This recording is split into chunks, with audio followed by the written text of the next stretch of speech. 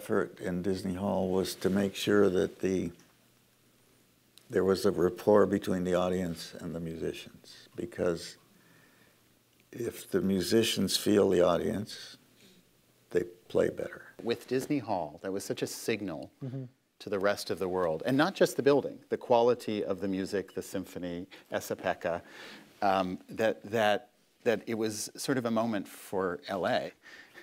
Okay, so let's talk a little bit about Los Angeles and how it stands in terms of national architecture and art. To what extent is there sort of innovation and cutting edge work here? I have to say, there's this rap on LA that there's not as much culture. If you look at what happened if you look at Pacific Standard Time, but even that didn't show, for me, the richness of what was happening in the 50s and 60s. The influence from Asia, which we've talked about, your early buildings played with that.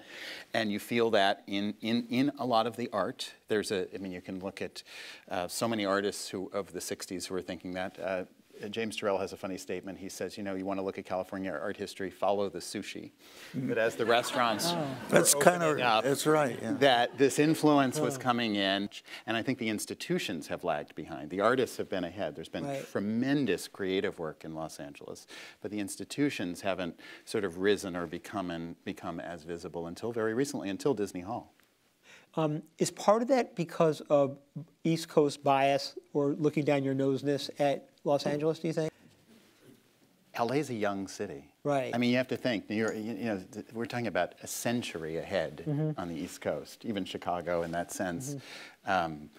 I just think it's I think it's just youth, and that it's a creative city, and so again, the artists are there, the creative work is there, and the institutions take longer. It's almost a responsibility, I think, given the history of experimentation in architecture and in art here, to experiment. Why would we want our museum to look like the museums in New York or any place else? And I think it's really important that we're always experimenting, as Disney Hall was a great experiment. Right. That's the image I think we want for Los Angeles, personally.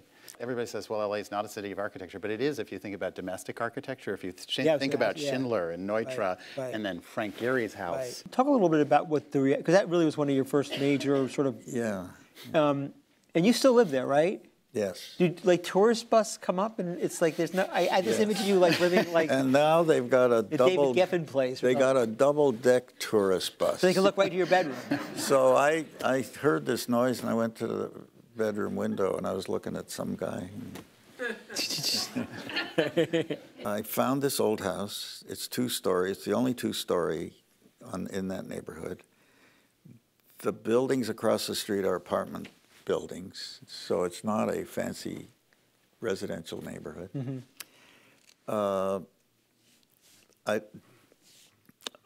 was able to build out in the front, out in the side, and a little bit in the back, and so I ended up building a new house around it. I wanted to preserve the iconicity, whatever it is, of the 2-story house. Quite different than the other, and better than the other homes in that neighborhood. What was the reaction of your neighbors to that? So the guy across the street this way. You can name names, by the way. I don't know his name. The house isn't there. They tore it down. He had 2 trailers in his back. He had a car on blocks in his front yard. And he came over right there and stood. The plants weren't all in yet. And he stood beside me and said, "Pretty weird."